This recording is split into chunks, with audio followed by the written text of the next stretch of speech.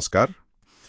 आज हम वाराणसी के घाटों की रंगीन और क्या कहते हैं रहस्यमयी दुनिया में गहरी पड़ताल कर रहे हैं। हाँ, हमारे पास वाराणसी पवित्र घाटों का सार से कुछ खास जानकारी है और हमारा मकसद है कि इन घाटों के पीछे की जो कहानियां हैं, जो मान्यताएं हैं और उनका जो महत्व है उसे थोड़ा और समझा जाए। बिल्कुल, देखिए वाराणसी में करीब 84 घाट हैं और हर एक की ना अपनी एक अलग पहचान है, अपना इतिहास है। 84?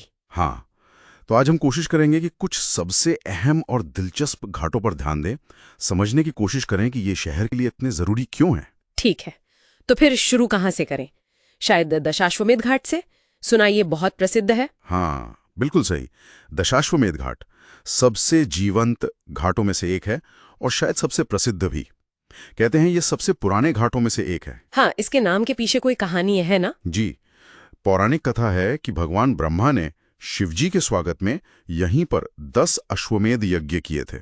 10 अश्व मतलब दशाश्वमेध। अच्छा, 10 अश्वमेध यज्ञ, इसीलिए ये नाम पड़ा। हाँ, लेकिन देखिए आज इसकी सबसे बड़ी पहचान है हर शाम होने वाली वो भव्य गंगा आरती। ओह हाँ, आरती मैंने सुना है बहुत अद्भुत होती है। अरे अद्भुत! बड़े बड़े दिए होते हैं, मंत्रोच्चार, शंख की ध्वनि, वो पूरा माहौल ही भक्तिमय होता है। मतलब एक ऐसा अनुभव है जो खींच लाता है लोगों को। और ये घाट शहर के बिल्कुल केंद्र में है, तो ज्यादातर जो नाव यात्राएं होती है ना तीर्थयात्रियों की, वो यहीं से शुरू होती हैं। अच्छा, तो ये आरती जो है ये सिर्फ एक धार्मिक चीज है या इसका कोई सामाजिक पहलू भी है? मतलब लोग सिर्फ पूजा के लिए आते हैं या? हाँ, ये अच्छा सवाल पूछा आपने। देखिए, है तो ये गहरा आध्यात्मिक अनुष्ठान, इसमें कोई शक नहीं, पर साथ ही ये एक सामुदायिक अनुभव भी है। सामुदायिक अनुभव? कैसे? मतलब सब लोग एक साथ आते हैं, एक ही भावना में डूबते हैं, गंगा के प्रति श्रद्धा दिखाते हैं और एक तरह से ये प्रदर्शन कला भी है। शहर की सांस्कृतिक पहचान दिखती है इसमें। लोगों को रोज की भागदौड़ से थोड़ा सुकून मिलता है। समझ गया। अच्छा, अब जरा दूसरी तरफ चलते हैं। मणिकर्णिका घाट, ये तो बिल्कुल अलग तरह का घाट है। हाँ, मणिकर्णिका ये सबसे पुराने और मुख्य दाह संस्कार घाटों में से एक है। इसके नाम के पीछे भी कोई कहानी है शायद? हाँ, एक मान्यता है। कहते हैं कि भगवान शिव की कान की बाली मतलब मणिकर्णिका यहीं एक कुंड में गिर गई थी, इसीलिए ये जगह इतनी पवित्र मानी जाती है। अच्छा, और यहाँ तो 24 घंटे दाह संस्कार होते रहते हैं? हाँ बिल्कुल, दिन रात। और हिंदू धर्म में ये गहरी आस्था है कि अगर किसी का अंतिम संस्कार यहाँ हो तो उसे मोक्ष मिलता है, जन्म मरण के चक्र से मुक्ति। ओह, तो ये बहुत पवित्र स्थल हुआ फिर। बहुत ज्यादा। मृत्यु संस्कारों में इसका बहुत ऊंचा स्थान है। और ऐसा ही एक और घाट है ना, हरिश्चंद्र घाट। हाँ, वो भी दाह संस्कार के लिए है और राजा हरिश्चंद्र से जुड़ा है। हाँ, हरिश्चंद्र घाट भी एक प्रमुख दाह संस्कार घाट है। राजा हरिश्चंद्र की सत्य और दान की कहानी से जुड़ा है। शहर के बिल्कुल बीच में जीवन के साथ साथ मृत्यु का ये नजारा, ये थोड़ा अजीब नहीं लगता? यही तो वाराणसी की खासियत है।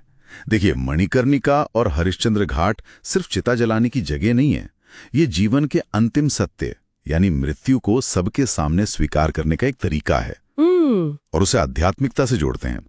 ये घाट हमें याद दिलाते हैं कि जीवन और मृत्यु का चक्र चलता रहता है, शहर की धड़कन के साथ ही। ठीक है, लेकिन सारे घाट ऐसे गंभीर नहीं है ना? जैसे 80 घाट, सुना है वहां का माहौल काफी अलग है। अरे हाँ बिल्कुल, 80 घाट वो तो जीवन और चहल पहल का प्रतीक है। गंगा और 80 नदी के संगम पर है ये। अच्छा, संगम पर? हाँ, और वहां का माहौल एकदम अलग है।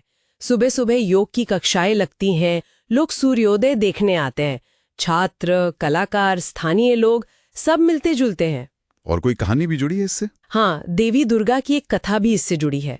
असल में 80 घाट एक तरह का कल्चरल और सोशल हब बन गया है। शांत माहौल है, रचनात्मकता है। क्या बात है। मतलब एक तरफ मणिकर्णिका पे जीवन का अंत दिखता है और दूसरी तरफ 80 पे जीवन का उत्सव, और दोनों गंगा किनारे इतने पास। बिल्कुल, यही विरोधाभास तो वाराणसी का सार है। और देखिए, इसी सांस्कृतिक धारा में एक और घाट आता है, तुलसी घाट। तुलसी घाट, ये तो कवि तुलसीदास जी के नाम पर होगा। हाँ बिल्कुल, महान कवि संत तुलसीदास कहते हैं उन्होंने यहीं रहकर रामचरितमानस के कुछ हिस्से लिखे थे। ओह, तो ये घाट तो फिर साहित्य से जुड़ा है। हाँ, ये शहर की साहित्यिक विरासत का प्रतीक है और पता है, यहाँ आज भी पारंपरिक रामलीला होती है। अच्छा, रामलीला भी? हाँ, तो ये कला और प्रदर्शन से भी जुड़ जाता है। ये तो वाकई कमाल की विविधता है घाटों में। कुछ घाटों का तो शाही इतिहास भी है, सुना है। हाँ, बिल्कुल है। घाटों की विविधता सिर्फ कहानियों में नहीं, उनके बनने में भी है। जैसे दरभंगा घाट है, बिहार के राज परिवार ने बनवाया था। अपनी महल जैसी शान के लिए जाना जाता है। महल जैसा घाट? वाह। हाँ, और फिर कुछ घाट ऐतिहासिक लड़ाइयों के गवाह हैं। जैसे चेत सिंह घाट, राजा चेत सिंह ने वहां अंग्रेजों का सामना किया था। वहां आज भी एक छोटा किला है। अच्छा, किला भी है घाट पर? हाँ, तो इतिहास भी है इन घाटों में। और अलग अलग धर्मों का भी कुछ असर दिखता है? वो भी है। पंचगंगा घाट को लीजिए, मानते हैं कि वहां 5 पवित्र नदियां मिलती हैं। और दिलचस्प बात यह है कि वहीं पर औरंगजेब की बनवाई आलमगीर मस्जिद भी है। मस्जिद घाट के पास? हाँ, बिल्कुल घाट पर ही दिखती है। तो वो हिंदू मुस्लिम स्थापत्य का एक मिलाजुला रूप दिखाती है। ये तो बहुत अनोखी बात है। नेपाल के राजा ने बनवाया था। वहां काठमांडू के पशुपतिनाथ मंदिर की एक कॉपी, मतलब प्रतिकृति भी है। अरे वाह, नेपाली मंदिर वाराणसी में? हाँ, तो ये सब दिखाता है कि वाराणसी कैसे सदियों से अलग अलग संस्कृतियों, आस्थाओं का घर रहा है। तो मतलब ये घाट सिर्फ नदी किनारे बनी सीढ़ियां नहीं है, ये तो अपने आप में एक पूरी दुनिया है। बिल्कुल सही कहा आपने। ये सिर्फ पत्थर की सीढ़ियां नहीं है, ये इतिहास, आध्यात्म, संस्कृति, कला और रोजमर्रा की जिंदगी का एक जीता जागता संगम है। हर घाट की अपनी कहानी। हाँ, हर घाट की अपनी पहचान, अपनी कहानी।